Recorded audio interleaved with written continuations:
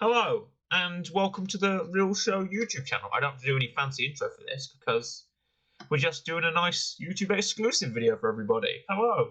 Yeah. Hello and welcome. Hello. I say I don't have to do a fancy intro, but somehow every time I do an intro, it's me saying I don't have to do a fancy intro. Yeah. That's now. So maybe the intro to the Real Show YouTube channel is me going, hey, I don't need to do a fancy intro. It's a bit of a fourth wall break. I mean, it can be. Why not? Why not? Mm-hmm. So, hello, listeners, people, viewers on YouTube, people who might be coming from our actual radio show, which is weird to say. Yeah. People who've listened to. Well, I'll let Corey today. What are we doing? We are doing the night 2 of WrestleMania. We did night 1 on Siren Radio. Obviously, that's also on YouTube at this point. But it aired online, and this is our part 2. This is the follow-up. So if you're watching this is the follow-up where Siren, we're talking about night 2 of WrestleMania. Exactly. We're going to go down the matches. 7 matches to talk about, events to talk about. We're going to give each a real match rating. And yeah, it should be fun. Should be. Yeah. I mean, should be very awesome. If you're watching this from YouTube, watch night 1 if you haven't, and if you're watching this from Siren, go check out our older stuff. That's also on here.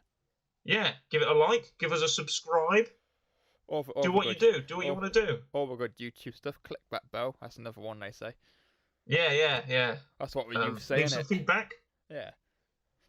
So let's pop into it. Night 2 starts off. First off, I'm thankful for not having another bloody weather delay. No delays this time.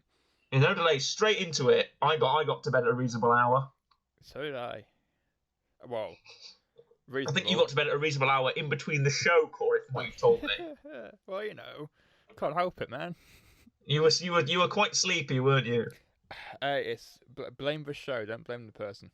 Right. Okay. Fair enough. I'm joking. It was a good show, but still. Yeah, good show, but you were quite out of it at times. I could tell. I was in the state of being awake and asleep at the same time.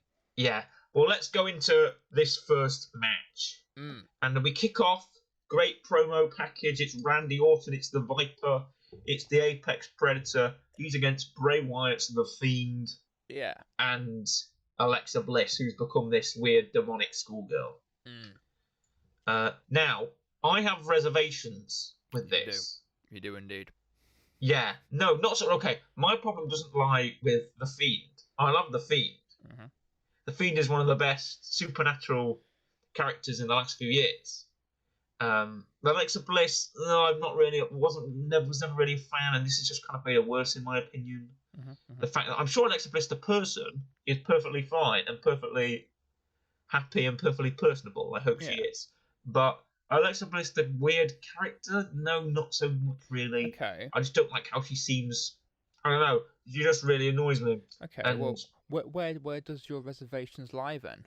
What possibly? Reservations lie with Alexa, not so much with the Fiend. Yeah. What possibly could the issue be with this match? Oh, I don't know. Well, let's go through them, shall we? First off, Randall Keith Orton arrived. Randy Orton comes down. Yep. There's voices in my head. He's wearing white. Should get that checked out. He's had voices in the head for many years, but all right. Yeah, he's never been to a psychiatrist. No. He keeps RKOing them. What is it with we've done anger management with Kane and Bryan. Why have they not sent him to a psychiatrist yet? Yeah. Come on. He keeps giving them the punt kick. Yeah, that's probably it. He's punt kick psychiatrist. I mean, to be fair, they tried to do it with Kane and they set Joe on fire. It's probably not best to just let him do his thing. But another man has been set on fire. The Fiend has been set on fire. The Fiend did get set on fire. Randy Orton got fireball in his face, but yes. Here's my impression. Are you ready? Randy Orton goes, I set the Fiend on fire. And I enjoyed it. I enjoyed every second of liking the match and throwing it onto the Fiend. You know? But that's a good impression. Here's my impression of the Fiend's response. That was great, wasn't it? Yeah, it was. It was really nice. You could have made... I thought you were going to make flame noises there for a second. No. I thought you were going to go... No, with a Fiend doesn't speak. But sometimes he does. It's my best impression, that is. It's great. Yeah, great. So, Randy Orton comes out. He does his pose. He does like a little fun thing where he pretends to slip on the ramp. Yeah. That was a nice. I laughed a bit at that. So he did a little thing. And he came out. He put his arms up. I'm doing the pose. You can't see it. So then we get like. Does the lights go out or does Alexa come down? Lights go out, I think. Right, lights go out, and then Alexa comes out. You get Alexa's music for Alexa's playground or whatever. Alexa comes skipping out and waving. She's got weird makeup on her face. Mm-hmm. She gets over to Randy, and there's a big Jack in the Box in the ring. Yeah. Well, not in the ring, on the outside. Yeah. Or it's a box-like structure, as Michael Cole said. It's a box, Michael. Yeah. It's not box-like. How could something be box-like if it's not a box? Maybe it's a rectangular cuboid. Maybe it's not a cube. I mean, that's an old reference, so I don't think anyone's going to get. No. But if it's not nothing can be box-like. It's either a box or it isn't. You know? It's a Jack in a Box. That's probably Vince in his ears. Oh, tell him it's a box. Tell him it's a box-like structure, Mike. Tell him it's a box. Blood Snickers, you know. Bloody Snickers. I don't even like Snickers. What's that like? What is it? Snickers? What is it? I forgot. It's different in America. I don't care. I don't like it. That's the one. Snickers. I don't care. That's how it goes. Snickers. Do you get some nuts? Is that what they say? But no. That's the UK one. This is the thing. They said it so many times, and I can't remember what it is. No idea. We'll show it. I'm gonna just. It's Mr. T in a tank. He goes, get some nuts. And he throws it at you. On-field research. What's Snickers' slogan? No idea. Anyway, the slogan is Snickers. I don't want one. I don't care. Better chocolate bars are available. Snickers, bring back Mr. D. That's the slogan. What is it? Yeah. So, and then we get Burn Fiend. We get Burning Sausage Fiend. Yeah. We get Burnt Fiend, Crispy Fiend, walking down the hallway of transformation, and turns him into the Fiend, but he looks like he's in the Shield. Yes. He's wearing a little vest. He's wearing a little Fiend vest and Fiend trousers. He's got his mask. His mask is like nice and white now. It's pristine. His hair's a bit shorter. He's like That's military Got Fiend. it. Military Fiend comes out. It's Snickers. It satisfies. That's the slogan. That sounds vaguely sexual. Yeah, well, apparently the actual slogan, judging from their Twitter, is "Nuts satisfy." But I'm guessing they've got rid of the nuts for WWE. I can't quite imagine Michael Cole going Snickers, nuts satisfy. Nuts indeed, Michael Cole. Nuts indeed. So the Fiend goes down the hallway of transformation, turns into a new Fiend. Yeah. Then we get like a Fiend 101 match for a while. Yeah. Alexa does the little Jack in the Box thing on the box-like structure, and the Fiend is raised up. He puts his arms out. The crowd at this point pretty hot. Yeah. Fans of the Fiend, they go like, "Oh yes, the Fiend." The Fiend raises his arms. It's like, yes. And then he jumps down, hits Randy with the clothesline, and the match is on. Yeah. I mean, it's as a start, I didn't mind it. I thought it was alright. I think a lot of people were wondering, like, oh, what's his entrance going to be like? We've not seen him for ages. Is he going to come out with like the head and the lantern again or whatever? I didn't mind it. I thought it was okay. So we go through the Fiend is no-selling everything that Randy's doing, right? Yes. Randy's trying to land the punches. Randy's trying to get the RKO, but the Fiend is like doing everything to stop him. Randy tries to do like a suplex or a slam onto the announce table, and the Fiend just gets back up and gets the claw on him, gets the mandible claw, throws him back into the ring. Yeah, because he's the Fiend. No one can touch the Fiend. No one can hurt the Fiend. The Fiend does that cool neck snap move. Well, no. Why doesn't that kill you? Why isn't that like a finisher? But I don't know, because the Fiend's breaking your neck. You're dead. No, it's not. I was about to say, isn't that how his first match with Finn ended? But I don't think it was. It did. I think no. Oh. Or did it? I can't remember. No, his first match ended with Finn when he was doing the mandible claw. Yeah, so, I like the neck snapping thing. I think it's cool. He did it once on Shinsuke Nakamura, and it looked amazing. Yeah.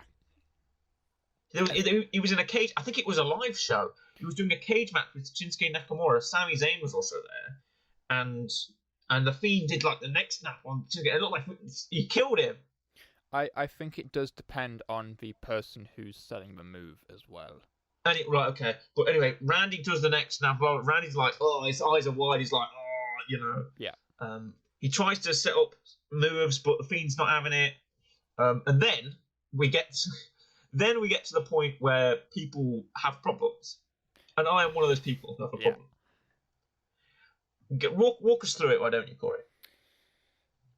So, this whole match is going on, and I'm going to say what I assume you mean. Correct me if I'm wrong. You're on about the Alexa Bliss situation, right? The ending. Yes, the Alexa Bliss and the Fiend situation. Yes. So Alexa appears. They're in the ring, right? Alexa pops up, and if you've been watching Raw recently, you'll know that Randy Orton has been possessed by Papa Shango, and has been like spitting out this black goo, whatever it is, this black liquid. And Alexa Bliss appears and is like spewing this same liquid from like her mouth. No, it's from her head. Yeah, sorry, okay, it's from her, yeah. She's wearing like a crown of some sorts. And the Fiend gets distracted by this. Because for some reason the Fiend would. Yeah, because he's looking at her, either going like, "Why are you here?" or "Why is?" I think what it's supposed to be is like, "Why is like this goo around you?" Obviously, it happened to Randy. Maybe it's like, "What the hell's going on? Why is this happening?" Yeah, but I think it's most definitely why is it happening to her, and then essentially, Fiend turns around. Who's there? It's Orton with an RKO, and he wins. Mm-hmm. He wins the match. Yeah, right. Okay, and I don't. I might get into a flame war with you about this, but Randy Orton winning, I don't have an issue with. No, I don't. Because, Randy Orton needs to end this feud. Randy Orton's like, I'm going to end the Fiend at this WrestleMania. Yeah. So, anyway, the Fiend is like turned around, he's like transfixed by this image of Alexa on top of the box-like structure. Yeah. With her eyes have all gone, and she's wearing a crown, and it's bleeding this black and green goo onto her face. And the Fiend is so transfixed by this goo, he does not see Slithering Viper Randy Orton coming up behind him, giving him the RKO, getting the pin, and then running out of there. Yeah. But then here's my problem. Yeah. The Fiend, dazed, gets to his feet, stands up, looks up at Alexa, who is still up there, staring down at him. Right? They lock eyes. Their eyes, Fiend's red eyes, Alexa's white sort of eye, pupil eyes, staring at each other. What's going to happen? Is the Fiend going to attack Alexa? Alexa going to attack the Fiend? Is something else going to happen? My God, it's the tension. The tension's killing me, Corey. But the lights go out. Is the lights going to come up and is Alexa going to be like dead on the floor? Is the lights going to be up and is the Fiend going to be dead on the floor? What's going to happen? The lights come up. No one's there. Yeah. The ring is empty. Yep. The box is gone. Everyone has gone. And then the booing begins. Yeah, and there you go. There it is. And then, in the words of Michael Cole, the WWE Universe voices their displeasure. It bugged me, right? This whole situation. Because, again, like you said, the Fiend losing, I didn't mind. I thought he was going to win. But I was like, okay. One part that bugged me was the fact of he lost to essentially... I know he got hit with other stuff, but he wasn't selling the other stuff. So why is an RKO for one thing that can take him out? Well, I think the RKO is more deadly from behind. Yeah, that's how it works. It has to be. If you see it coming, it's not as effective. Yeah. And then, but obviously this feud isn't finished. It's still going to go on. Maybe it will get explained that, Alexa's... something's happened to her and she's, the Fiend's whatever, something's going on, it's not quite right, it's not how it's supposed to be, and that's why this happened or whatever. And, he left because he just, took her and himself and just went. He's going to write, I need to fix this. Boom, we're off. We're gone. Who knows? Who knows? This is probably going to end up being with Alexa just leaving the Fiend, essentially. It's probably what it's going to end up with. She's going to leave. It was and whatever. What annoyed me wasn't the fact that Randy won. Mm-hmm. It was the fact that there was no resolution. There seemed to be no resolution. Yeah. There was no... Alexa does weird thing, but weird thing isn't explained. And I feel like I wouldn't have... Right, if they'd have done anything else, maybe I would have been okay. If they'd have just, like, lights go down, yeah, sure. Maybe, like, we see the Fiend, like... And Alexa's, like... We see the Fiend, like, carrying Alexa over his shoulder or something. Or we see Alexa on the ground, and the Fiend's, like, looking over her or something. Like, oh, God, what's the Fiend done? That kind of thing. Yeah. That would have been great. But no, we don't get anything. And now they're going to leave it to Raw? I was going to say, I feel like this is going to be a situation of... It doesn't get resolved yet, but once the feud is done, you might go back and watch it, and then it's like, okay, this is what starts this thing happening. And it's one of those things where, like, in hindsight, it might work, but currently but doesn't. You should never apply the word in hindsight to wrestling. Because wrestling isn't a world for hindsight. You know, I'm just playing, devil's advocate. Right. Okay. Well, let's give this this cinematic match a rating. I'm kind of torn. I'm very influenced by the finish to this, so mine will not be high. Mine's not high. I was thinking roughly a 6.5-ish area. Oh God, no! I'm 3.5 at best. Oh. Fair enough. 4 on a good day. No, 3.5. No, you know what? 3. 3 reels. The finish. What was that finish? Someone tell me. Someone give it to me straight, please. My God. I mean, yeah, I can understand that. 6, yeah, sure. For the match itself, 6, whatever. Yeah. But that finish, no, that is unforgivable. I'm 3, half. Okay. So, right now we go on to the Women's Tag Team Championship match. Yes, now, the follow-on from yesterday. Or what, the night yes, before. indeed. We just discussed this. Natalya and Tamina won the Tag Team Turmoil match, and we'll move on to face Nia Jax and Shayna Baszler on night 2. Yeah. The Tag Team Champions. Now, what my first observation of this was that Reginald isn't there. No. Despite the fact he's on the graphic. Is Reginald okay? Could someone check on Reginald? Maybe he's been so around. He's been messing about with Nia and Shayna, and if you watch the SmackDown Men's video, you'll know that I'm very much against the idea of Reginald. But now he's not here. I'm kind of like, well, where is he? maybe like he saw the Fiend, just legged it. He's like, mate, I don't know. I don't want any of this, and left.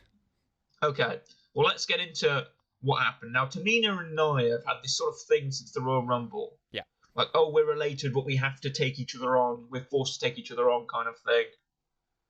Yeah.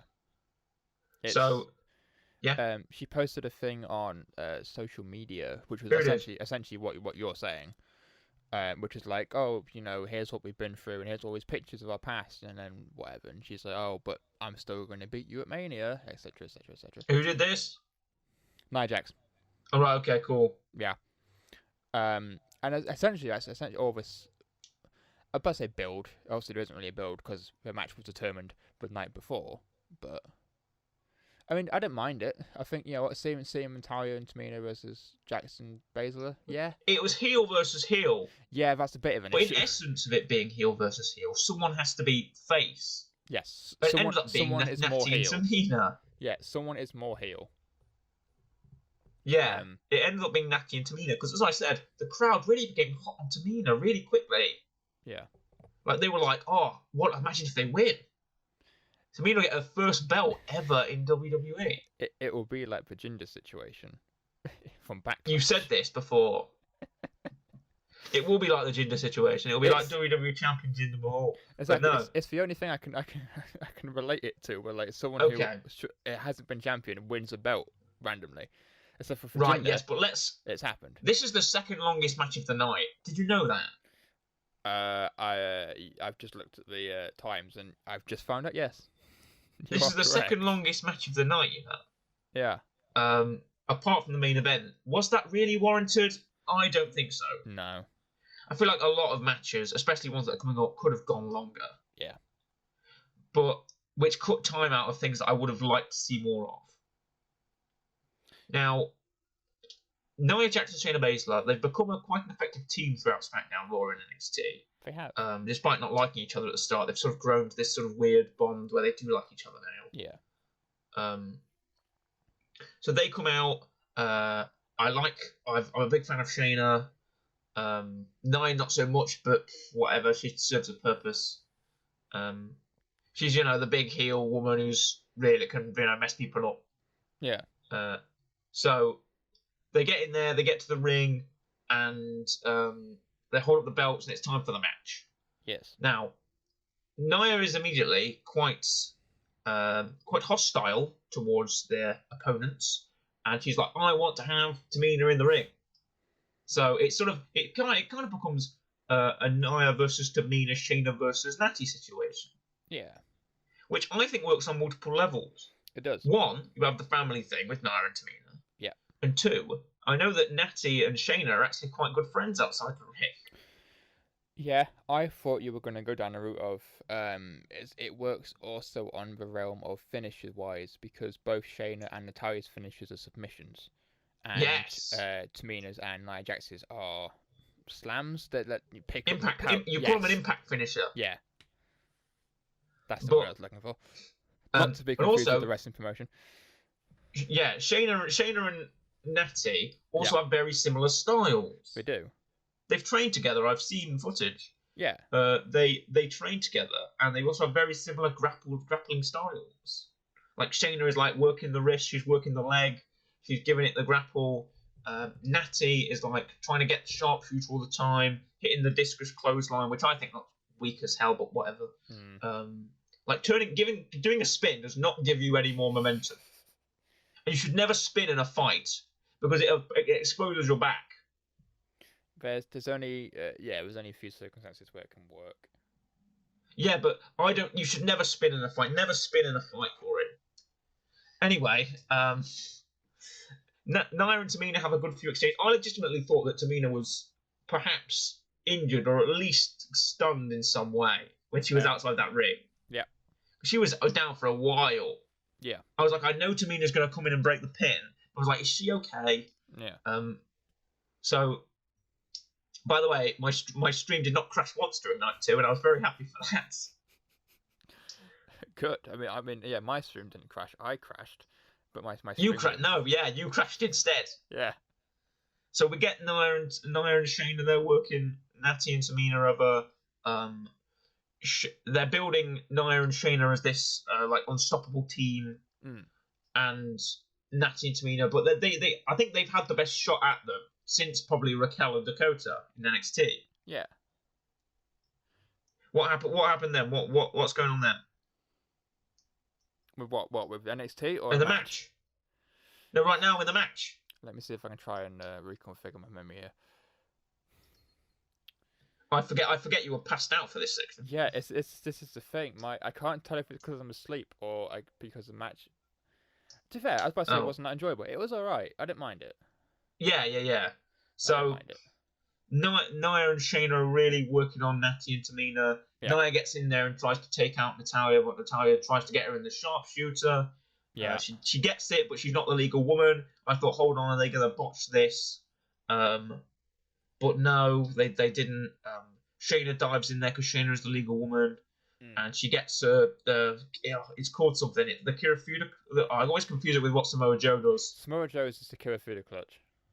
No, I thought Samoa Joe was a Kojina clutch. No, it's the hell's a Kojina clutch? I swear Shayna is the Kirifuda clutch.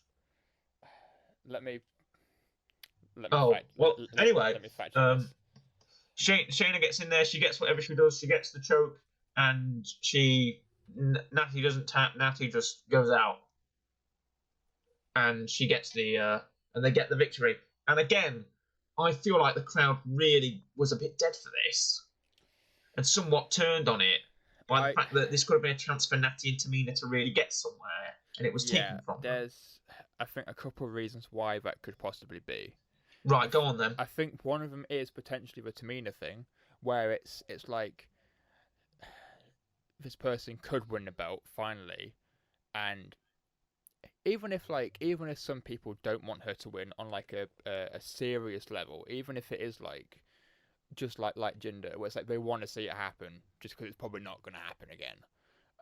But they still want her to do it. I think the other reason why people might be a little bit, well, one, because of the theme match as well, people might be like annoyed or whatever, but also I think it's because it's a similar finish to the Bobby Drew match, where it's like we've already seen this. We literally saw it yesterday. Mm-hmm. And it's like, it almost like, if you keep doing the same finish, it brings both of them down a bit. Yeah. But I think, I don't know, saying that, would I have preferred... Would I prefer Tamina and Natalya to win? I don't know. This is the problem I have. Night 2 was all about changing titles, right? Yes. But at least Night 2, a lot of we had 3 big championship changes. Why not have 4? Why not go and give Natty and Tamina the belts? I don't see why they didn't. I'm sorry, Corey, I have to disagree with you. Well, I didn't say I wouldn't want them to. I'm not too sure if I would have wanted them to. Oh.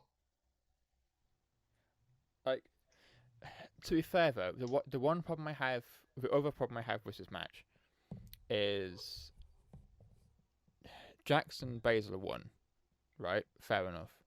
Mm-hmm. The problem is, who do they feud with next? Because they've kind of beaten everyone. They have, and that makes it that sort of kills it, in my opinion. Yeah. Whereas if we had Natty and Tamina win it, then they could manage to feud with quite a few people still.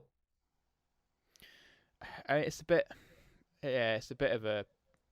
Again, it's match was okay, finish not quite what I would have wanted, so it brings it down a little bit, I think, but it's still good. It's still solid. What would you rate it? Again, the finish may influence me on this, so I think I'm again similar to but again around about a 6. I think 6 or 5. 6. That area, just above average, I think. Right, I'll give it a 5.5.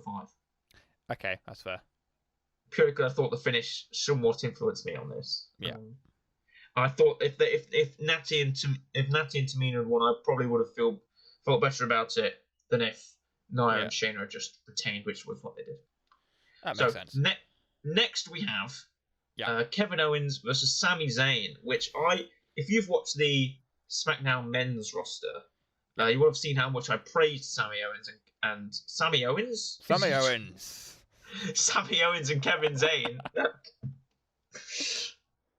You will have seen how much I've praised Kevin Owens and Sami Zayn for their feuds and their matches together. And there was even a couple of homages to that, especially the very infamous NXT match.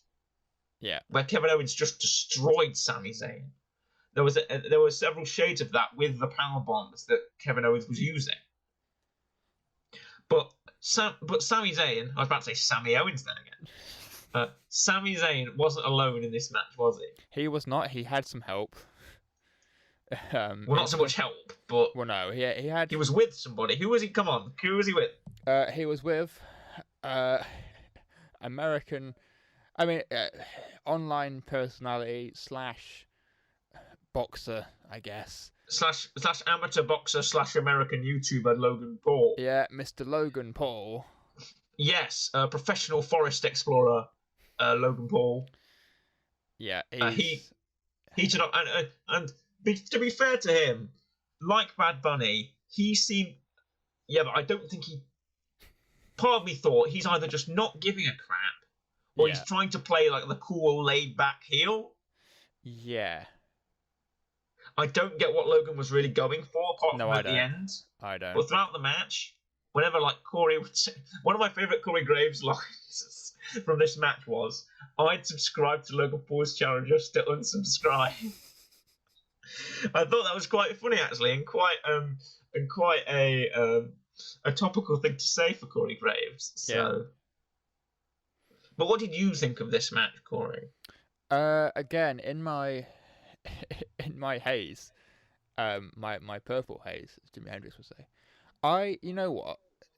When this got announced, right? So Kevin Owens was doing stuff with Roman before this. He was, yes. He was feuding with Roman for a while. Yeah. And like the talk of the town was Roman's gonna go and face Jay at Mania, which made sense. Jay did not have a match. He was on SmackDown and won the Andrew Giant More Battle Royal, so good for him. Yes. And then it was like Sami Zayn tweeted.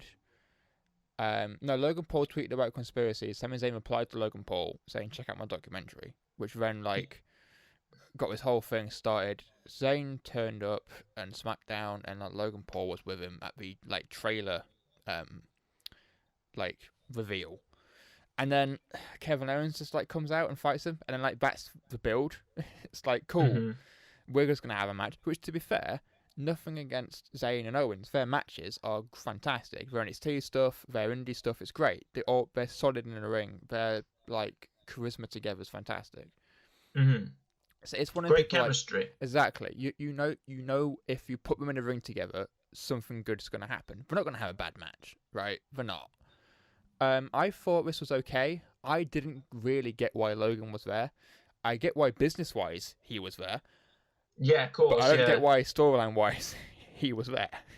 Well, he was said to join Sami Zayn for the premiere of his documentary. Yeah. That was the storyline. And then Kevin Owens busts in, ruins it, and then, like, pushes Logan Paul. And Logan Paul's like, "Oh, I'm going to side with you, Sami Zayn." But then at the end of the match, when Kevin Owens defeats Sami Zayn, Logan gets into the ring, and, like, Sami Zayn's like, "Oh, you got to help me." And Logan Paul's like, "No, mate, I'm not about that. I'm going to help Kevin Owens because Kevin Owens is wood." You know, Logan Paul heel turn, Logan Paul face turn, or whatever. Logan Paul heel turn. And Sami Zayn's like, "Oh, you betrayed me, Logan Paul." Yeah. And then, like, does Kevin Owens, like, attack Sami Zayn or something? I don't quite remember the other finish. I know Logan Paul definitely gets hit with a stunner. Logan Paul does get stunned. I think Sami Zayn gets stunned as well. Yeah, they do. Right, they both get stunned. So Kevin Owens hits the stunner on Sami Zayn. I think he wins after that. And then Logan Paul, the crowd was chanting for the stun. Did you hear that? Yeah. The crowd were like jeering on, like, "Yeah, come on, stun him. Hit the stunner, Kevin Owens, hit the stunner on Logan Paul." They were jeering for it. And I was like, that's quite fun. And they know it's coming. So Kevin Owens did it. He did the kick to the midsection. He got him, bam. Stone Cold stunner, Kevin Owens stunner. Did they call it the KO stunner? I think they call it the KO stunner. Yeah, that's about right. The KO stunner on Logan Paul. And actually, Logan Paul sells it pretty well. He's not like Donald Trump flopping to the floor after Stone Cold Steve Austin hits it. Yeah. He actually has a bit of bounce. When he sells it, he actually, goes, "Oh," does the big fallback, Yes. He doesn't just flop to the ground. Which is most people who don't know how to sell a stunner do. Yeah. And Logan at least acts like it hurts him. So, I mean, and then Logan Paul is like being escorted out by refs and stuff like that, and Kevin Owens just like strolls out the ring. Yeah. So I didn't mind this match. I thought it was all right. I think overall I would give it about 7.5 ish. Yeah, I was gonna give it a 6.5, a 6.5. Yeah, it's but around I'll bump about it up to a 7 if you are. It's a good match. It's a decent match. It's not. Is it their best? No, but it's not their worst either. It's good. Yeah, it's not their best clash together. No, but I don't think. Yeah, sure. I'm sure it's a WrestleMania worthy match. Maybe not, but I think you had to throw in some kind of guess, like they had Bad Bunny night 1, exactly. So Logan Paul night 2, I guess. Yeah. So now we're going to go on to Sheamus versus Riddle, Riddle, for the United States Championship. Now, let me just mention that I mentioned during the Real Show episode that I was happy we had less part-timers on this show, and I stand by that. None of the people who are in this event, who are in night 2, are part-timers for WWE. They're all on the roster. Yeah. And from Randy, Fiend, Alexa, Nia, Shayna, Kevin Owens, Sheamus, Riddle, everybody, they're all on the roster. And I'm really happy about that. I'm happy they didn't cost. "Oh, do you remember Brock Lesnar? Here he is again. Oh, do you remember Goldberg? Here he is again." Don't do that. Promote the people who you have in your bloody company. It's not that hard. Push people who actually work for you. Or maybe they don't. Maybe independent contractors. Did you have wrestlers Do not bring in people who are there 2 days a year. Bring in the people who are there every day a year. Because they obviously deserve it. Sorry. Yeah, it's okay. That's my thing. It's like, especially now it's 2 nights. If it was like back when Mania was 1 night, when you had a lot of people. Mania was 1 night, I could see them bringing in a Brock Lesnar or something. Yeah. But since it's 2 nights and you have so many amazing talent, you have the best wrestlers in the world, can't you afford to just... I feel like if it's 2 nights, you can get away with having like Shane McMahon and other people because there's more matches going on. So yeah, sure, put in like a couple part-time matches, fine, because you still got like 7-10 other matches for actual wrestlers. So it's fine. Sprinkle in a couple part-time stuff. Because also the part-time ones are normally more of a fun matches anyway. No. Like the Shane one is more fun because of the whole cell putting down thing. The Bad Bunny one's more fun because of whatever, and yeah. But it's like, at least now there's 2 nights. So okay, cool, you can bring back these people. And then you have the other matches for everyone else to do their thing. Thankfully, main event-wise, it was actual, like, wrestlers who are currently doing stuff. Yeah, right. So let's do Sheamus versus Riddle. Yeah. Sheamus comes out, he's, the Celtic... He's not the Scottish warrior, he's the Celtic warrior. Yes. And also, I like how all the lights shine on him. He just looks like a heavenly figure. He just glows. His skin's so pale. He's glowing. He just got a ginger beard and ginger hair. He's glowing. Yeah. He comes out. Riddle comes out with like the birds shooting from his sandals. Is that what they're doing now? Apparently, yeah. And the birds are wearing little pirate hats and little eye patches. I mean, nice. Did you see that with a pirate theme? I saw it afterwards. Yeah. Yeah. So, to be fair to Sheamus and Riddle, they're both very capable athletes. They are. Sheamus is the big, powerful guy, and Riddle's like the little sneaky guy who can do good striking and good flips. So we get into the match. Pretty even to start off with. Sheamus is showing a bit of his power, a bit of the advantage. Riddle is trying to work around him, using holds, using flips, using all of his athletic ability. And then we come up. Well, what was that? That was an exhale of. It's because I assume I know what you're about to mention. Right. Well, why don't you assume correctly, Corey, and tell me what's coming up? There's a couple of things it could be. One, it could be, and I don't think this is what it is, but it might be. There's a nice little Goldberg shout out, with a jackhammer that happens in this match, from Riddle. Fair enough. Obviously. Prior beef with them two, but also I don't know. I like it when like other wrestlers call. I find it a little homage. It's like when exactly in night one, Seth Rollins hit the pedigree. Yeah. But what I assume you were going to mention was the unfortunate botches. Yeah, little slipperoony. Exactly. One of them occurring when Sheamus was trying to do a white noise. He's trying to do a white noise off the middle rope. Yeah, it didn't quite work out. Trying to do an avalanche white noise, didn't work out, slipped off. They're right, okay. Yeah. Botches happen, whatever. Blame the weather. Rubbing his hands in glee as we speak. Yeah. We're happy to see that on Botchamania in a few days. Anyway, or whenever this comes out. So then he doesn't manage it, whatever. He still has Riddle up. It's like, right, white noise anyway, kablam. I appreciate that. Yeah, sure, it didn't work up there, but just try it again. Why not? It makes it feel a bit more real. Like, you wouldn't just go, oh, that move didn't work, let's try something else. Yeah, exactly. Just do it again. Yeah. So, it's...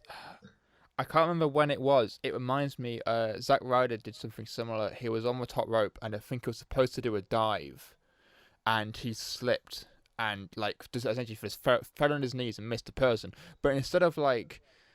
sometimes when there's a botch and they almost sometimes either stand still or they panic or like they go to like a rest hold or something. Mm-hmm. He's like, okay, well I'm on the floor. I'm just gonna start punching him in the head because I'm here now. It's like you just kind of got to just continue like it just didn't happen.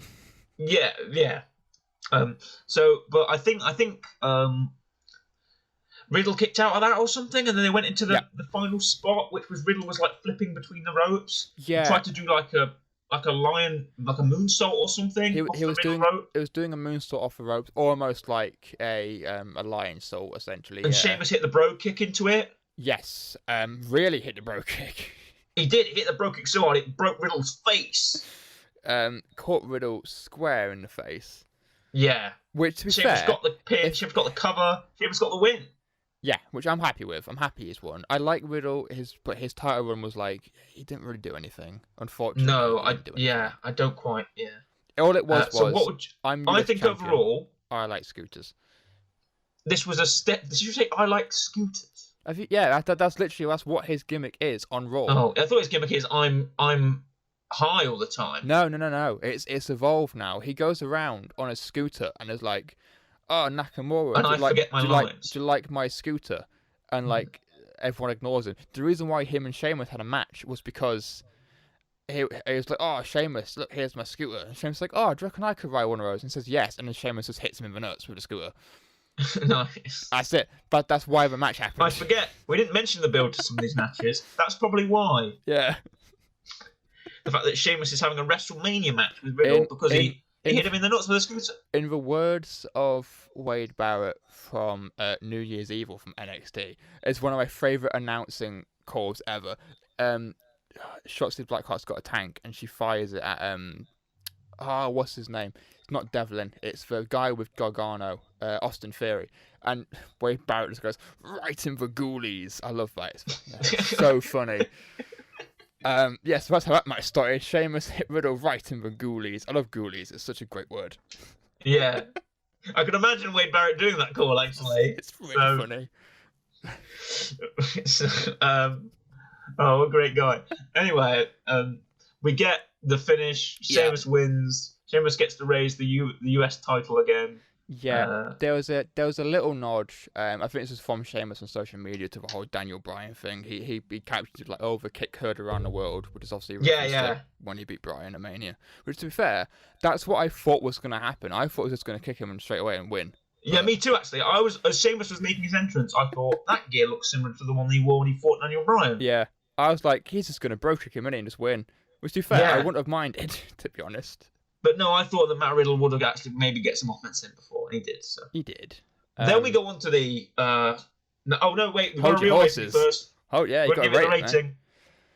I'm gonna go down the middle, 5. I was thinking 5.5 to 6. Yeah. Right. Okay. You give it a 6. I'll give it a 5. That's fine. Yeah, that's fine.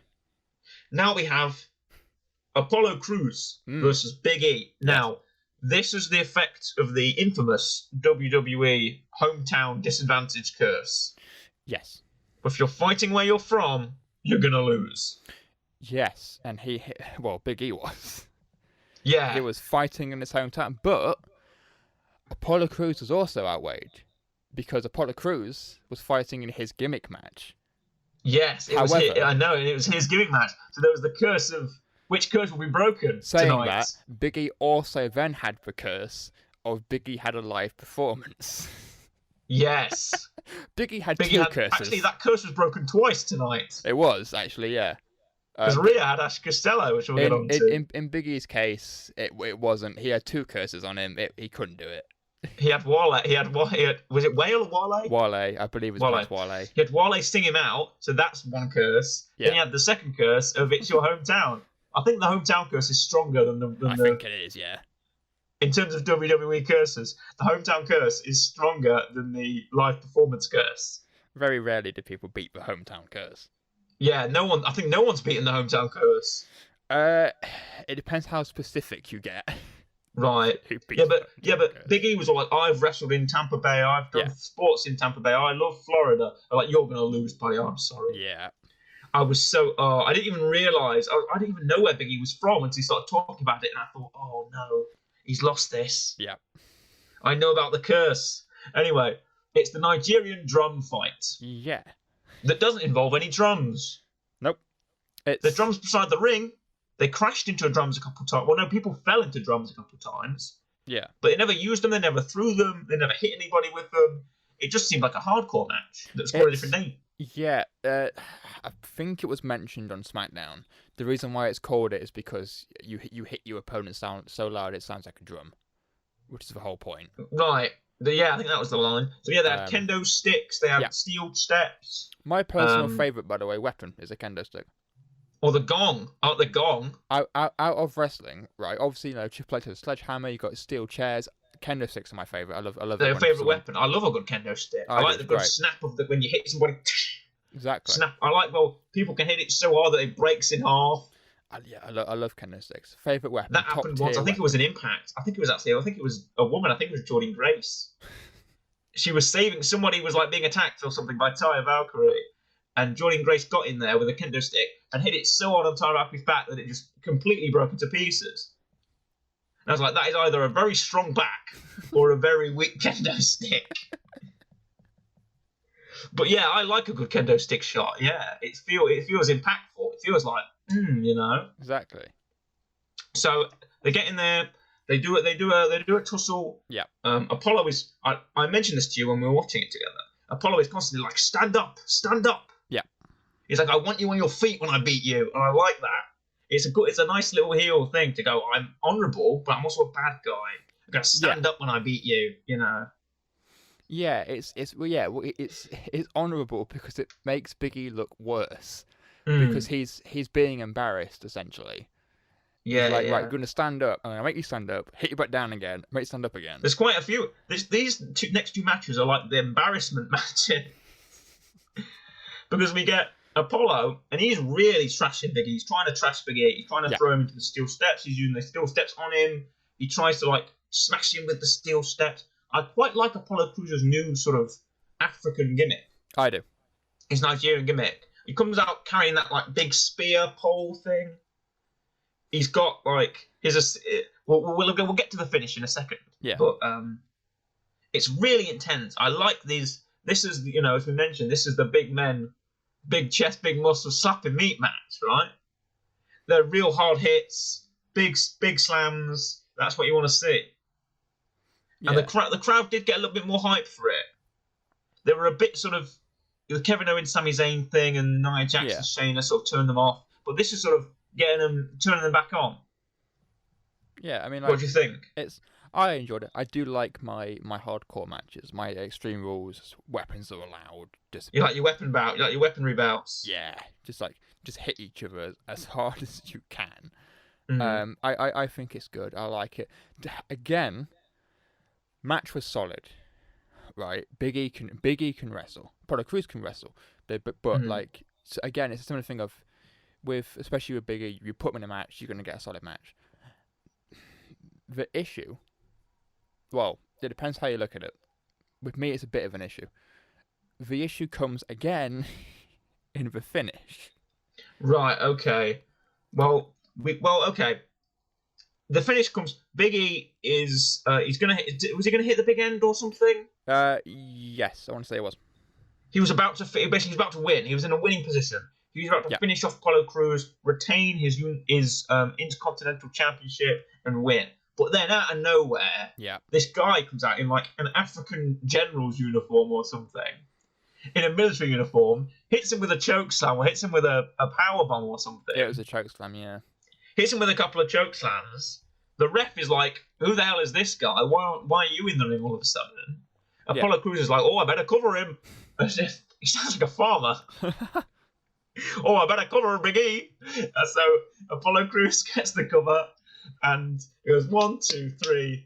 Apollo Crews is your new Intercontinental Championship. Yeah. So, okay, if Apollo had won straight, maybe I wouldn't have had a problem. That's the thing. But we get this guy who was previously known as Babatunde, who was previously known as Dabba-Kato from Raw Underground. Yeah. He's now coming in. Now his name, and I quote, is Commander Aziz, and he is a Nigerian military man who has come to aid Apollo Crews. Right. Commander Aziz. Why don't you just call him Dabba-Kato? Yeah. He was on Raw for quite a while in Raw Underground. He fought Braun Strowman. Yeah. Why don't you just call him Commander Dabba-Kato? Yeah. But no, we have new character, Commander Aziz, and he is Apollo Crews' bodyguard, assistant. It sounds like he's from next door. It's literally a name. It's next. He's from next door here. Yeah. That is a reference again. I don't think anyone's going to get. No, unless you're a fan of the show. No. No, unless you're a constant watcher of the show, I don't think you'll get that. But yes, it's Commander Aziz and General Izzy. They're together. So it's the Apollo Crews wins. He gets to walk out there with, which, to be fair, when we were talking about possible predictions for this, one of the things you told me was, if Apollo Crews loses again, he's going to look really weak. Yeah. Against Big E, and he has not lost. He has won. We are doing a title change. What do you think? So like this is where my issue comes in. Is right. Apollo Crews is great, and I wanted him to win because he's lost to Big E a couple of times. I was like, okay, right, Crews has to win because he's lost. I was like, okay, he's going to win. Make him look big, powerful. He can use the weapons. He can show him the steel. Great. My issue is there's two parts of this, right? One, he won because of an interference, which doesn't necessarily make Apollo look strong. And the whole point was, he's like, oh, I was told by my grandfather to show him the steel. I was told to beat Big E. And instead, he's beaten Big E by bringing someone else in to fight for him. My other issue he's not so much showing him the steel, he's showing him the choke slam. Yeah. My other issue is, it's essentially AJ Styles and Omos. It's essentially the same thing. Yeah, it's very similar to how now you have a champion who is just essentially going to keep being like, oh, you want to fight me? Here's this big guy who fight him instead. Exactly. And it's like, that's not what I want. Apollo Crews to be this heel who can just beat the crap out of people. Right. He can do weapons. He can pick him up. He's got look at him. He's massive. Yeah. But nope, there's a bigger guy. Use him instead. If you want a heel who can be strong and beat people up, look no further than my fucking girl. You're jumping the gun again. We haven't rated it. I'm jumping the gun slightly. We'll give a quick rating, shall we, before we move on? Ratings, Murray. We have a structure. Right, before I get too excited, I'm going to tell you that I'm going to rate the Nigerian drum fight 6.5 reels. I've gone down from 7. I was going to go 7.5. Right, okay, that's fair enough then. Yeah. Now, as I just mentioned, you're looking for a heel who can beat a shit out of people. Look no further than Rhea goddamn Ripley. Oh my god. This is right. If someone has a gun to my head and says, who is your favourite wrestler?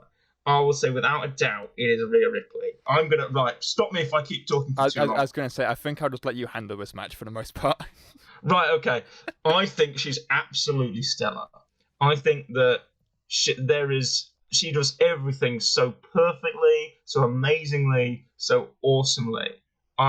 She looks perfect out there. In fact, you know what? While you're doing this, I'm just gonna sit back and eat some party rings. Party rings. It satisfies. Her moveset, every single kick, every slam, every elbow she throws. I think that's the worst even in her joke presentation.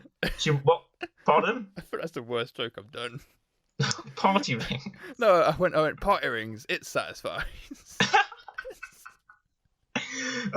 We have more fun in the YouTube videos, don't we? We have way more fun. So, goddamn Snickers. We'll get on to Snickers at some point. But I was going to say that even in Rhea's presentation, she looks like a badass, she acts like a badass. Yeah. And she is, in fact, that badass. She's just this awesome punk, this just absolute titan. She's so confident out there. And the way she just swaggers out there with her vest. And oh my god, I just feel like she is absolute white hot gold. She's a megastar. She is dominant as hell. She's fierce. She's imposing. She's beautiful. Just do something with her. You can build a division around this woman. And she just has this confident aura that never seems to drop. She sells so well. Every single thing is believable. In the match, Asuka hits her with kicks, the DDTs, arm bars, and Rhea is selling it so perfectly. And she just even when she gets out there, she just looks like a beast. She's just tall and she's muscled as hell. She's in amazing shape. And oh god, I just think everything she touches turns to gold. And I'm in love. I really think she's the next future megastar of this generation. So, yeah, that's my thoughts. I mean, you can call me what you like. I'm die hard Rhea Ripley 100%. I will support her. I've known her since NXT. I say like she's my mate. She's not, but I've watched her since NXT UK. She's been the first NXT UK Women's Champion. She's been the first NXT Women's Champion. Sorry, she was NXT Women's Champion, and now she's Raw Women's Champion. So I think she's well on her way to WWE success if she hasn't already found it, being 24 goddamn years old. I'm 20. My God, if I had 2 WrestleManias by 24, 23, I'd have reached my life's goal. God, she's an absolute dream. And I wish her all the best. There was 2 hosts of WrestleMania this year.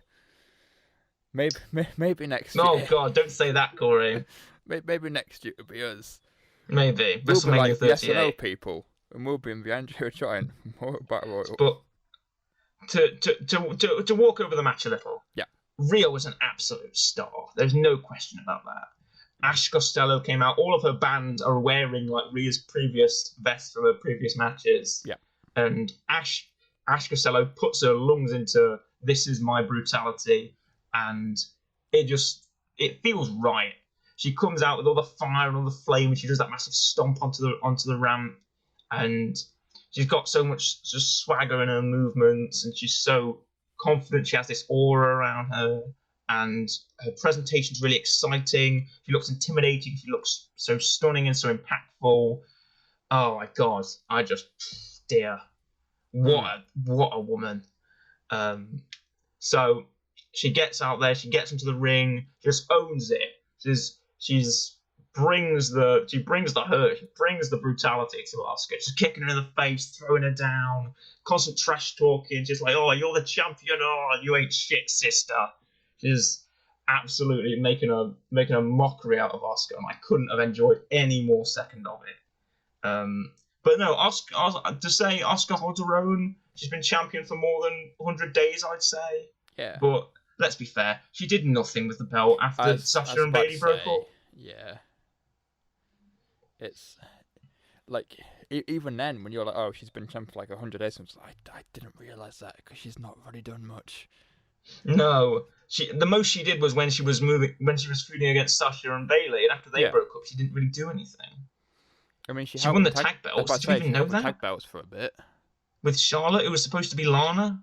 Yeah. And then she was against who? Peyton Royce, Lacey Evans. Yeah. No, Rhea's been the most legitimate threat the roster's ever had, and she's only been there for like what, 3 weeks? Yeah, literally. Jeez, I am constantly amazed and fascinated by this woman, Rhea Ripley. I mean, she is just. I've taken her into my heart, and I'm going to. Safe to say, I am unconditional in my loyalty and my adoration and my admiration for her. So I'm going to assume you're going high with the rating. I'm going very high for my girl. I'm going very high for her. Okay. What the hell? 9. Okay, no, that's fair. I was going to give it an 8. 9.5. Okay. And she's won. And she's won the Raw. She's done exactly what she said she was going to do. And I like that as well. I like someone who delivers, who not only hypes it up and not only makes it feel bigger, makes it feel significant, but she wins. She wins it. She wins the Raw Women's Championship. So, congratulations, you deserve it. She's absolutely white hot. And this is her. I just want to say that after WrestleMania 36, it took her more than a year to come up to this position now. Yeah. After she lost the NXT title, which she didn't need to lose, and it killed her momentum for quite a while. And I still stuck with her, of course I did, but I felt like, oh well, she's taken this massive loss. I don't want her to get down about it. You know, she's still really amazing, still full of promise. And I knew she'd get back to this position, and now she is. Yes, thank goodness. This is what a Mania moment should feel like. With a crowd, with a new champion. Hell yes. So, there you go. Which leaves us with the main event. Main event, yeah. Just to go back just a shred, Rhea did win by the Riptide, which I think is a pretty legitimate finish. I just like that there was just one moment at the end where Asuka kept kicking Rhea in the chest, and Rhea was like, right, bring it on then, come on, give me another one. And Asuka goes to the ropes, goes for the big kick, and Rhea uses it. She's smart, uses it, turns it into Riptide, bam, win, done. Oh yes, Rhea. God, I love her so fucking much. Right, okay. Right. Main event. Okay, main event. Go main event. I am bring it to the main event. Okay, right. Here we go. So, I think first we should talk about how this match happened, right? We mentioned this. Well, I mentioned similar in the episode that aired last night, the first night. Edge won Rumble. Edge picked Roman. Right, that makes sense. Cool. The part that is like, because I want to know somewhat your opinion on this, because fans are divided in this. Bryan's in the match because Bryan is essentially saying that he deserves to be in it because he works every day. He was doing house shows every day. He was doing SmackDown every day. He works every day, and he's like, oh well, Edge, even though he's like come back from injury, he doesn't work every day, and Roman doesn't deserve it. Roman's not a fighting champion or whatever, right? Whatever. So Daniel Bryan ends up getting put in the main event, right? It's a triple threat, and it's somewhat smartly divided fans, where people want Roman to win because it's Roman. He's the tribal chief, right? It's Roman Reigns. People want Edge to win because he's come back from injury, right? It's the comeback. That's the babyface win. And then you still have the yes movement. Who want Bryan to win? It's the underdog. It's the for WrestleMania 30 where he won the belt and that sort of thing. I didn't mind Bryan being in it. In hindsight, it works. Him being in it works. Made it triple threat. But a part of me did want it to just be Roman and Edge. Part of me also wants to know what Roman whispered in Edge's ear. We're probably never going to find out. I bet it was something stupid. I can tell you that right now. So I'm giving my voice a rest after after my little soliloquy there. It's fine. I can carry a bit of the main event. Yeah, go ahead. Take it away. So the match starts off. Jey Uso's here. Paul Heyman's here. They come with Roman Reigns into the entrance, wearing their nice floral. I don't know what to call it, but the Hawaiian like flower necklaces, right? I want to say it's not Honolulu. That's like an event or something. So they come out wearing this, and the lovely. I don't know if it's happened for Edge and Bryan. It's the first time I remember seeing it. But the camera, like the 8K camera on Roman's great. Roman's looking sharp, looking fantastic. Match starts, and immediately Jey Uso is getting involved. It essentially becomes a 2 versus 1 versus 1. Jey Uso is hitting super kicks left, right, and center. It's like bam to both Bryan and Edge. Straight away, hitting them kicks, getting involved. Obviously, it's a triple threat. No one can get disqualified. He's allowed to do it. Nothing's going to happen. Roman's not going to lose if he gets involved. And it ends up being like the announce table gets taken off, or the top of the announce table gets taken off. And I think it's Edge picks up Jey and puts him on the steel steps. And I believe he DDTs him on the steps, which takes Jey out of it. Jey's down. Roman then spears Edge off of the stairs on the outside. And after that, this match properly breaks down into Roman's trying to fight because Jey's gone. His backup's gone. Edge is trying to fight because he wants to win it after 10 years, and Bryan's trying to fight because he wants to prove that he is champion material. He's worked every day and he wants it.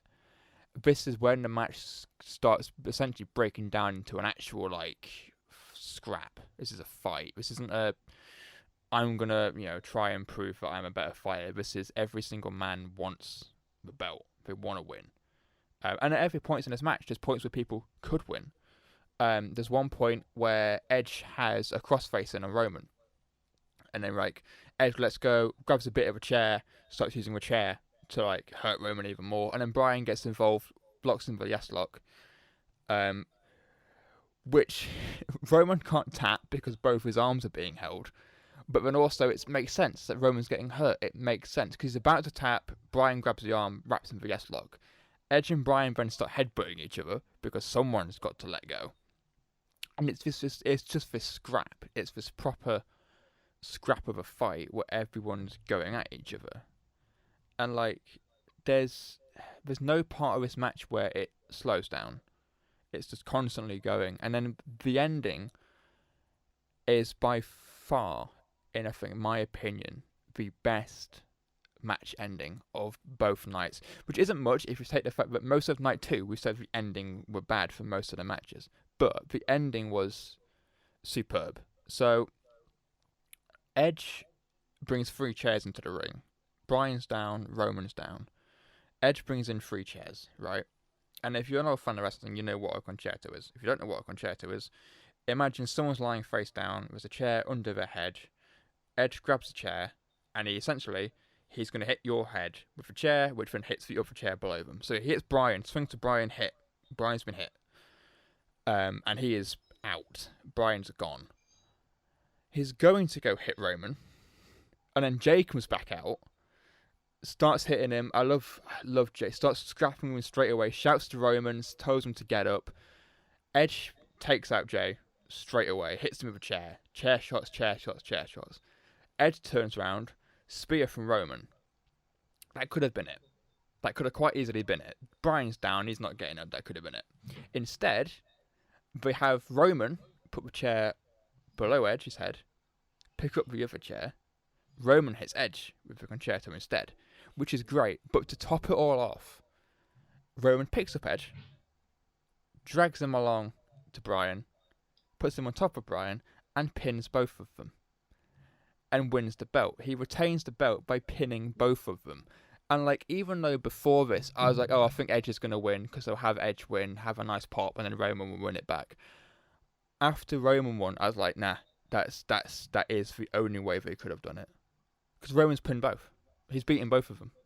Pinned them both at the same time. Done. Yeah, he had some interference help, but he pinned them both. It's great. It's the perfect heel heat. He's pinned both of them. He's asserting his dominance. It's fantastic. I loved it. I'll pass the baton to you now. You can speak.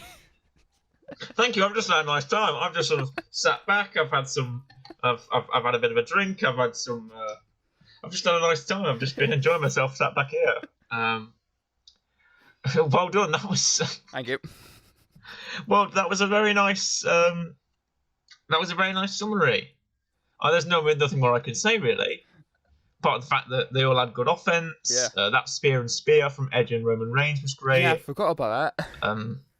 Daniel getting in the S-lock as Edge has that. It has that sort of crossface with the piece of chair. Looked really cool. Roman can sell so well. I like Jay's interference. Paul Heyman was busting out those facial expressions that we love him so much for. Yeah, it was very enjoyable and a perfect, I think, main event for both nights.